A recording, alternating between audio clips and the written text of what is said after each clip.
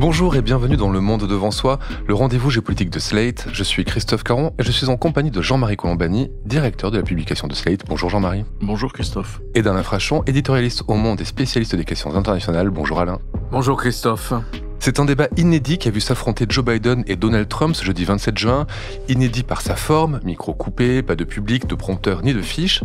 Inédit aussi parce qu'il a opposé un ancien président et un président en exercice avant leur investiture respective et en s'affranchissant de la commission des débats présidentiels. Ce dispositif, négocié en direct par CNN et les équipes des candidats, devait permettre un dialogue apaisé et peut-être donner un avantage aux candidats démocrates.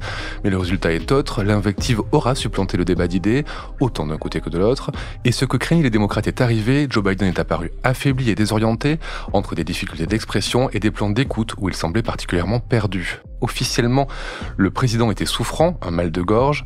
Cette explication ne convainc pas et au sein du Parti démocrate, on se demande, à l'issue du débat, si Biden, au coude à coude avec Trump dans les sondages, doit vraiment être candidat à sa succession. Alors, on va parler de tout ça, mais pour commencer, Jean-Marie, Alain, qu'est-ce que vous retenez de ces échanges ? La double question qui était posée avant ce débat était très simple, c'était est-ce que Donald Trump sera aussi menteur que d'habitude, est-ce qu'il sera aussi retors, aussi hors limite que d'habitude, d'une part, et d'autre part, est-ce que Joe Biden tiendra le choc physiquement ? Est-ce qu'il apparaîtra comme un homme diminué par l'âge, ou bien au contraire, est-ce qu'il tiendra le choc comme il l'avait fait lors du discours devant le Congrès des États-Unis sur le fameux discours sur l'état de l'Union où il avait d'ailleurs rassuré un certain nombre de ses partisans. Donc c'était ça l'enjeu. Et manifestement, ça a tourné au désavantage du président sortant puisque l'essentiel des commentateurs, 100% des commentateurs, considère que Joe Biden a fait la preuve de son incapacité à tenir le choc physiquement dans un débat de cette nature, alors que en face, Donald Trump paraissait presque jeune, alors qu'il a 78 ans. 3 ans les séparent avec Biden. 3 ans les séparent, mais beaucoup plus les séparaient, semble-t-il, à l'image. Et donc, ça pose un problème politique aigu maintenant, parce que la preuve est faite, en tout cas, que Joe Biden aura beaucoup de mal à convaincre, compte tenu du fait qu'il paraît même désormais presque pas empêché, mais disons presque difficile pour lui d'accomplir vraiment sa tâche comme il le devrait. Donc c'est un véritable cataclysme qui s'est abattu sur la partie de l'Amérique qui est la plus nombreuse en termes de nombre de voix, qui ne souhaite pas un avenir avec Trump, alors qu'en même temps on sait que ça va se jouer dans 5 ou 6 États, les 5 ou 6 États qui sont plutôt des États d'ailleurs industriels pour la plupart, et donc on voit mal que Biden puisse non seulement redresser la barre, mais tenir la distance. Ce débat avait donc pour but de montrer que Biden était capable, en bonne santé, que tout allait bien. Finalement, c'est pas du tout ce qui s'est passé. Alain, que disaient les commentateurs américains ce matin ? Eh bien, il partait du même constat que Jean-Marie pour dire qu'il a raté son débat. Ça se solde par un désastre. Il devait lever les doutes que peuvent avoir les électeurs indépendants et même une partie des électeurs démocrates sur son état de santé. Et les doutes sont levés, mais pas dans le bon sens. Il n'est pas capable, semble-t-il, en apparence, d'assurer à nouveau un mandat de 4 ans à la Maison-Blanche, qui est quelque chose d'épuisant. 24 heures sur 24, une charge absolument énorme. Et de l'autre côté, eh bien, on a eu un bonimenteur bronzé qui a le droit d'aligner tous les mensonges qu'il veut, puisque les deux partis s'étaient entendus pour dire qu'il n'y avait pas de vérification, on n'interrompait pas ni l'un ni l'autre des candidats pour dire ça, vous pouvez pas le dire, ce chiffre est faux, ce chiffre, ceci, cela. Et donc, le test est raté pour Joe Biden. On est à peu près à 4 mois de l'élection du 5 novembre. Les conventions ont lieu en été, en juillet, je crois, pour les républicains, et début août, me semble-t-il, à Chicago, pour les démocrates. Donc ça laisse un peu de temps. Les démocrates veulent avoir un deuxième débat. Joe Biden veut débattre une autre fois avec Trump, mais il n'est pas du tout dit que Trump accepte un deuxième débat, auquel cas on restera sur ces images, sur cette idée que cet homme apparaît beaucoup plus âgé que Donald Trump, même s'ils n'ont que 3 ans de différence. Alors, la possibilité, si vous voulez, mais elle est évoquée maintenant ouvertement, ce qui est quand même assez rare. La possibilité, c'est que des grandes personnalités démocrates comme Barack Obama ou Nancy Pelosi, qui a pris sa retraite de présidente de la Chambre des représentants, qui était une élue de Californie. Elle a pris sa retraite. Elle a le même âge, je crois, que Joe Biden, mais elle paraît beaucoup plus vive intellectuellement. Aille à la Maison-Blanche et disent au président, « Monsieur le Président, il ne faut pas que vous vous présentiez. » Parce qu'il possède toutes les cartes. Il a gagné les élections primaires. C'est-à-dire que les électeurs démocrates qui ont voté aux primaires ont voté pour Joe Biden. Il n'est pas officiellement investi, puisque l'investiture, c'est au moment de la convention. Mais sur le plan des processus démocratiques, qui précèdent l'élection elle-même, il est l'élu de son parti. Donc, il n'y a que lui qui peut démissionner. Il n'y a que lui qui peut être convaincu qu'il faut qu'il cède la place. Et il a remporté les délégués qui sont nécessaires pour être investis à la Convention. À ce moment-là, il faut qu'il dise, ces délégués, je les donne à monsieur ou à madame un tel pour qu'elle soit ou qu'il soit investi à la Convention. La plupart du temps, on cite un nom, qui est le gouverneur de Californie, Gavin Newsom, ou bien on en cite un autre qui est la gouverneure du Michigan, donc un État très important, un État clé, qui est Gretchen Whitmer. Mais voilà, on n'en est pas là. Tout dépend maintenant des influences qui peuvent s'exercer sur Joe Biden. Une autre partie des commentateurs démocrates disait « il ne fera pas ça ». Il faut donc se battre avec ce handicap gigantesque. Il faut se battre. Les élus du parti sont ceux qui ont le plus mal réagi. Gouverneurs. Je vous rappelle que le 5 novembre, on élit à nouveau un tiers des gouverneurs, un tiers du Sénat et l'ensemble de la Chambre des représentants. Eh bien, les élus étaient les plus catastrophés hier soir et ne souhaitent pas que Biden vienne les appuyer dans leur circonscription. C'est une situation d'autant plus bizarre que les démocrates ont plutôt le vent en poupe dans l'opinion américaine. Chaque fois qu'il y a eu des élections intermédiaires, eh bien, ils les ont remportées. Les démocrates sont sur le point de remporter la Chambre des représentants. Ils ont une toute petite majorité d'une voix au Sénat. Et donc, c'est une situation d'autant plus amère pour le Parti démocrate qu'il a le sentiment qu'il a plutôt le vent en poupe dans la population américaine, plutôt dans le bon sens. Donc voilà, écoutez, tout va dépendre de la réaction de Joe Biden lui-même. Et les sondeurs, eux, étaient moins catastrophistes que les commentateurs, que les journalistes politiques, ou les politologues, ou les experts interrogés à la télévision. Les sondeurs disent il faut attendre 2 ou 3 jours pour bien mesurer l'impact du débat sur les électeurs. C'est quelque chose sur les gens qui regardaient. C'est pas si facile que ça à mesurer. Et donc, il faut attendre encore un peu et peut-être qu'on arrivera à un bilan un peu moins dramatique pour Joe Biden dans l'opinion américaine. Pour le moment, c'est un désastre. C'est d'ailleurs un grand paradoxe parce que d'habitude, rappelez-vous les petites phrases c'est Bill Clinton, je crois, qui avait l'habitude de mettre en avant l'économie pour désigner le facteur déterminant du vote. Si on regarde l'économie va bien, l'économie américaine, elle s'en tire mieux que les autres. On parle souvent d'ailleurs du décalage qui s'est produit entre l'Europe, l'Union européenne, et les États-Unis, à l'avantage des États-Unis, qui ont des points de croissance plus importants que l'Europe, qui reste un petit peu au ralenti, même si elle a recommencé à croître, mais au ralenti. Les États-Unis, non, il y a pratiquement plus de chômage aux États-Unis. Le seul point noir pour Biden, c'est la question de l'immigration, parce que la question de l'immigration est pendante. Il y a eu un afflux d'immigrés et en même temps une situation où un certain nombre de gouverneurs d'une part et Donald Trump d'autre part ont tout fait pour que la situation soit bloquée, notamment à la frontière avec le Mexique, pour justement que ce soit une pomme de discorde et de recul dans les intentions de vote pour Joe Biden. Donc c'est ça qui est aussi paradoxal. Il a fait beaucoup, Joe Biden, en un mandat. Il aura fait beaucoup dans un sens qui est le sens qu'il avait annoncé, c'est-à-dire tourner vers les classes moyennes, tourner vers l'amélioration du sort de ceux qui en ont le plus besoin, et en même temps un rétablissement de l'économie très spectaculaire. Un rétablissement de l'économie, et pourtant, il a été attaqué, Biden, par Trump à propos de l'inflation. Et on peut pas nier que l'inflation reste quand même assez importante aux États-Unis et que c'est un indicateur que les gens voient en premier avant les autres indicateurs économiques. C'est vrai, mais en même temps, la relance est là, le regain de l'économie américaine américaine est là. Et donc ça n'est pas non plus contestable. Et c'est vrai que ça ne jouera pas cette fois, ou en tout cas, ça ne joue pas suffisamment. Et ça peut être en effet combattu par l'état de santé ou l'état de vieillesse, puisqu'il faut appeler les choses par leur nom de Joe Biden. Oui, on peut faire 2 remarques à ce sujet, qui font d'ailleurs penser un peu à la situation française. C'est le décalage très grand qu'il y a entre les indicateurs macroéconomiques, qui, en ce qui concerne les États-Unis, sont excellents, comme l'a dit Jean-Marie, à tout point de vue, volume des investissements, consommation qui repart, et l'inflation qui diminue.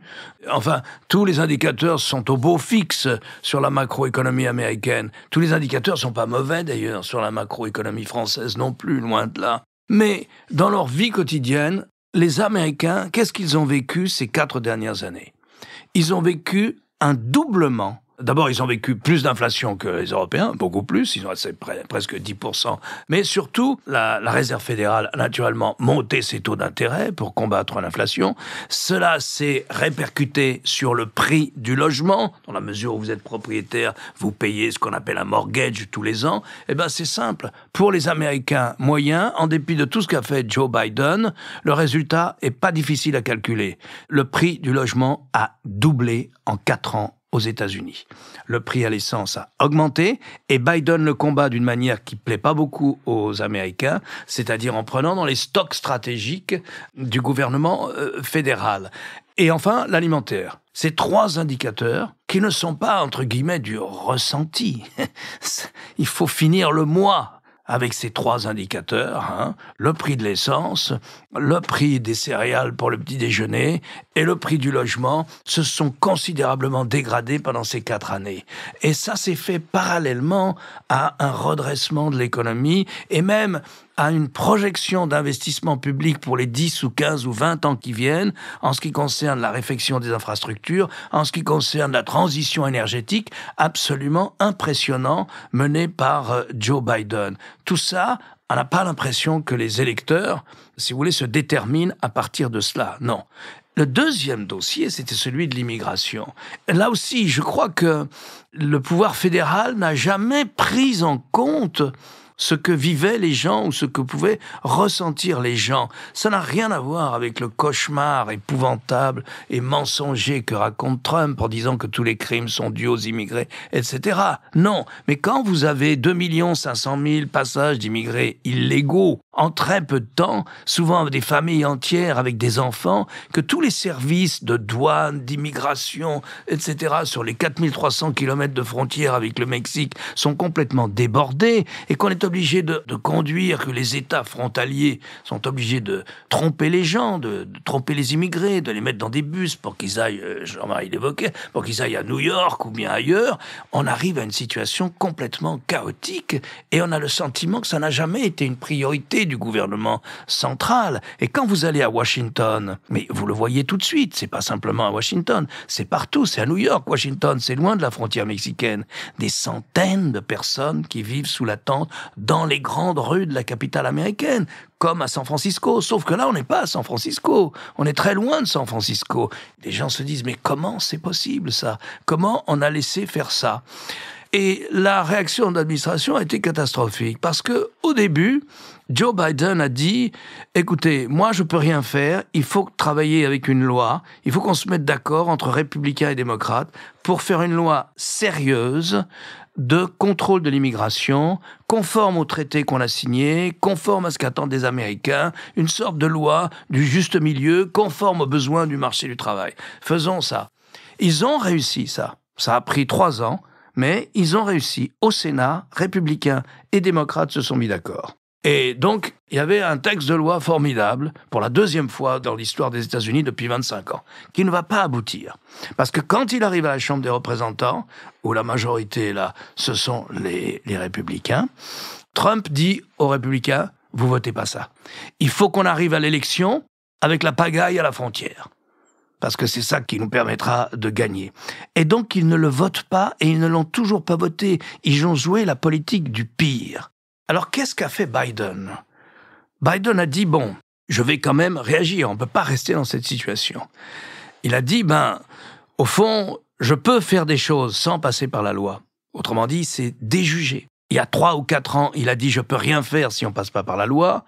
Et puis, qu'est-ce qu'il fait ? Il réalise par directive présidentielle ce qu'il y avait dans la proposition de loi à laquelle étaient arrivés les républicains et les démocrates au Sénat. Donc, il s'est déjugé, il pouvait faire quelque chose, il ne l'a pas fait pendant 3 ou 4 ans, et il en paye le prix.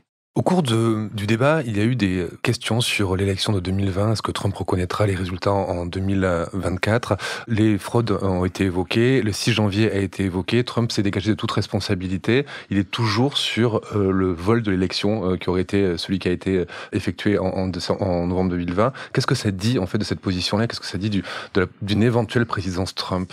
En tout cas, ça dit qu'on est plongé dans une situation totalement inédite où une partie de l'Amérique se ment à elle-même et où une partie de l'Amérique est en train de faire plonger son pays et l'image que ce pays peut avoir à l'extérieur, parce que c'était quand même une tentative de putsch menée par quelqu'un qui rechignait ou ne voulait pas reconnaître sa défaite. Donc c'est une situation que les États-Unis peuvent observer dans d'autres pays du monde et condamner. Alors même qu'avec Trump, on attend toujours une instance judiciaire, on attend toujours qu'il soit jugé pour cela. Et alors que beaucoup des participants à cet assaut sur le Capitole ont été condamnés par la justice. C'est vraiment une situation qui est de nature à vider de sa substance le culte que l'on peut avoir ou le regard que l'on peut avoir sur une Amérique au fond patrie de l'état de droit. Bah non, c'est plus l'état de droit du tout, c'est l'état du n'importe quoi avec ça confirme donc la prise de distance de Trump avec la démocratie et les principes des droits. Bien sûr, et qui est en marche vers ce que l'on appelle en Europe la démocratie illibérale, c'est-à-dire une démocratie qui se limite à l'exercice du suffrage universel et encore, mais privée de l'état de ce que l'on appelle aussi l'état de droit. Donc c'est ça qui est en jeu en fait. Plus encore évidemment les relations internationale et ça, on va revenir sur le problème russe, parce que le lien ou l'indulgence, pour ne pas dire plus, de Donald Trump vis-à-vis de Vladimir Poutine va réapparaître et va emporter un certain nombre de conséquences, très probablement aux dépens de l'espace européen et aux dépens de l'Union européenne. Alors justement, sur le fond, Alain, est-ce que Trump a clarifié ses positions sur les questions internationales ? Il n'a jamais clairement condamné Poutine lors du débat à propos de la guerre en Ukraine. Il a presque imputé la responsabilité de cette guerre à Joe Biden. Joe Biden, qu'il a par ailleurs, sur un autre conflit, traité de pro-palestinien, ou qu'il appelait le palestinien. Donc, quelles sont les positions de Trump qui ont émergé pendant cette heure et demie de discussion avec Biden ? Il n'a rien clarifié sur le plan du fait qu'il est un putschiste. Il n'a pas dit non plus qu'il accepterait le résultat du scrutin. Il a dit simplement « si je juge que le scrutin s'est bien déroulé ». Bon, autrement dit, non, il n'accepte pas l'éventualité d'une défaite. Donc on est déjà dans une Amérique illibérale qui accepte ça et qui accepte ce passage d'un modèle de démocratie, de pouvoir et de contre-pouvoir à une forme d'illibéralisme. Je pense qu'on y est. Et si Trump gagne, ça sera mis en œuvre. Sur la politique étrangère, je ne sais pas comment vous dire, mais on atteint un point tel d'égomania, de refus de regarder la réalité, d'ignorer la complexité des sujets, que c'est pathétique. Sur l'Ukraine, il a dit « Si j'avais été président, jamais Vladimir Poutine n'aurait osé envahir l'Ukraine. » On ne sait pas pourquoi. Mais s'il avait été président, jamais Vladimir Poutine n'aurait osé envahir l'Ukraine. Alors, il a eu une assez bonne attaque, je dois dire, qui a été de dire « Regardez comment s'est passé le retrait d'Afghanistan ». Retrait d'Afghanistan qu'il avait préparé lui-même. Ça ne le gênait pas du tout de remettre l'Afghanistan aux talibans. Mais c'est vrai que ça s'est passé de manière chaotique, de manière honteuse pour les États-Unis, que c'était le premier acte de politique étrangère de l'administration Biden, et qu'on a beaucoup dit d'ailleurs à l'époque que ça la marquerait. Ça l'a effectivement marqué. De là à imaginer que c'est ça qui a conduit Biden à envahir l'Ukraine, il y a un pas enfin qui est ridicule. Plus ridicule encore, c'est le Hamas aurait eu peur de Trump et le Hamas n'aurait pas attaqué Israël comme il l'a fait le 7 octobre si Trump était à la Maison-Blanche. Là, il y a un niveau d'égomania, il y a un niveau, si vous voulez, de perturbation mentale qui relève de la pathologie psychologique ou intellectuelle, morale, tout ce que vous voulez, qui vaut bien le niveau de fatigue physiologique de Joe Biden et qui est même peut-être encore beaucoup plus inquiétant. Donc, en politique étrangère, aucun changement. Je pense qu'il fera ce qu'il a dit il y a quelques semaines, c'est-à-dire qu'il arrêtera immédiatement l'aide à l'Ukraine et qu'il ira voir Poutine et qu'il signera la paix. Il imagine que ça se passe comme ça, avec Vladimir Poutine. Vladimir Poutine lui déroulera le tapis rouge, le présentera comme le grand pacifiste, comme un homme de paix, et conservera le Donbass et la Crimée, et continuera vraisemblablement de menacer Kiev d'une manière ou d'une autre. Et quant à ce qui concerne le Moyen-Orient, eh bien c'est simple, on voit très bien quel est le jeu de Benjamin Netanyahou en ce moment, c'est de traîner les pieds, d'arriver à se maintenir au pouvoir jusqu'en novembre pour ne subir aucune pression des États-Unis, pour une transition, pour sortir un peu par le haut de la tragédie de Gaza, sortir par le haut de cette tragédie, aller vers une négociation israélo-palestinienne, enfin, ou en remettre une sur les rails, et bref, essayer de sortir du drame, parce que sinon, il y aura d'autres 7 octobre en Cisjordanie, en Israël ou dans la bande de Gaza. D'une manière ou d'une autre, il y aura d'autres tragédies. Et voilà. Et donc là, on voit bien que le Premier ministre Netanyahou joue l'élection de Donald Trump. Le tout pour ce qui concerne Donald Trump sous la protection de la Cour suprême, qu'il a lui-même peuplée de supporters et qui lui permettent justement d'être pour le moment à l'abri d'un jugement sur le mois de janvier et la tentative d'assaut sur le Capitole que Trump avait encouragé. À ce propos, je vous renvoie vers l'épisode de New Deal sorti cette semaine qui revient justement sur les différentes décisions de la Cour suprême, dont celle sur l'avenir judiciaire de Trump. Et qui avait commencé par la remise en cause de l'avortement, bien sûr, puisque c'est ce qui a affecté le plus et qui continue d'affecter le plus la vie d'un certain nombre de milliers de personnes aux États-Unis. C'est un dossier d'ailleurs sur lequel Biden pouvait faire la différence. Oui. L'avortement, il l'a pas vraiment fait non plus hier soir lors de ce débat. Il pouvait non seulement faire la différence, mais il pouvait vaincre Trump sur cette question parce que partout les démocrates font une campagne qui a beaucoup de succès. Et vous savez qu'il y a eu des situations dramatiques où des jeunes femmes sur le point d'accoucher ou on savait que l'accouchement serait très très très difficile, ont perdu la vie. Parce qu'aucune clinique, aucun hôpital n'acceptait de les prendre, parce qu'au fond, ce qu'a décidé la Cour suprême, en retirant la garantie constitutionnelle à l'avortement, à l'interruption volontaire de grossesse, c'est de dire, bon, maintenant, c'est pas un sujet fédéral, ça dépend des États. Immédiatement, vous avez plus d'une demi-douzaine d'États républicains qui sont allés vers une interdiction générale de l'avortement, en cas de viol, d'inceste, une interdiction générale de l'avortement. Et il y a eu le cas de 2 petites filles, 12 et 13 ans, qui ont été obligées d'accoucher. Et donc, partout dans tous les États-Unis, les démocrates font une campagne extrêmement efficace sur ces situations-là. On pensait que le président, lui aussi, s'en emparerait, mais il a semblé peu capable ou peu dynamique sur ce sujet-là non plus. Pour ce qui concerne la politique étrangère, j'ai oublié de mentionner une chose. Pendant ce débat, on a demandé à Trump s'il maintenait son idée d'ériger une barrière douanière de 10% sur toutes les importations qui rentrent aux États-Unis, sauf dans le cas du Mexique et du Canada, parce qu'il y a un pacte de commerce de libre-échange entre ces 3 pays. Eh bien, il a dit oui. On lui a demandé s'il ne pensait pas que ça allait relancer l'inflation. Naturellement, il ne l'a dit pas du tout. Mais surtout, ça visait l'Union européenne. 10% sur toutes les importations de l'Union européenne. Ça va mal se passer. Ça passera très mal avec Bruxelles aussi sur un dossier comme celui-là. Pour terminer, Alain, tout à l'heure, a cité 2 noms qui pourraient éventuellement remplacer Biden dans la course à la Maison-Blanche, celui du gouverneur de Floride et celui de la gouverneure du Michigan. Est-ce qu'il n'y a pas d'autres personnalités, selon vous, Jean-Marie, qui pourraient porter cette candidature, qui seraient personnalité médiatique? Le bilan est bon. Il suffirait peut-être d'avoir la bonne personne. Est-ce que cette bonne personne existe? Je ne sais pas. Je ne sais pas, d'autant que il faut que ce soit quelqu'un qui soit encore une fois calibré pour les élections dans les swing states, c'est-à-dire dans les 5 ou 6 États qui vont faire la différence d'un candidat à l'autre, puisque c'est ainsi que les choses se déroulent dans une élection présidentielle américaine. Il y a toujours à peu près les mêmes États qui font la balance alors que 2 autres moitiés des États-Unis sont fidèles à chacune à son camp.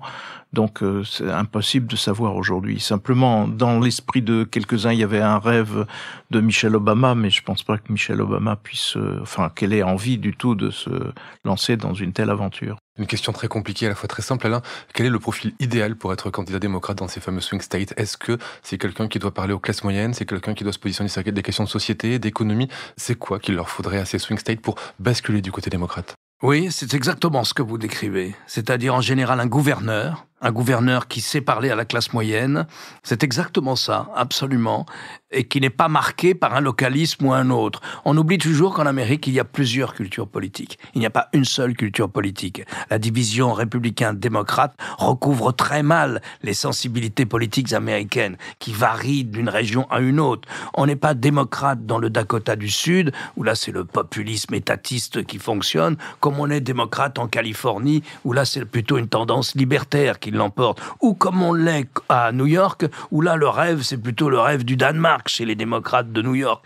Donc il y a des sensibilités politiques extrêmement différentes. Il faut être capable de représenter le noyau dur, le tronc commun de la classe moyenne américaine. Merci Alain, merci Jean-Marie. Alain, je rappelle votre chronique chaque jeudi dans Le Monde et sur lemonde.fr. Jean-Marie, quant à vous, je rappelle votre participation à l'émission politique sur France 24 le jeudi aussi, et bien sûr votre podcast Mémoire d'un monde, trouvable sur Slate Audio. Merci messieurs et à la semaine prochaine. Merci Christophe. Merci Christophe.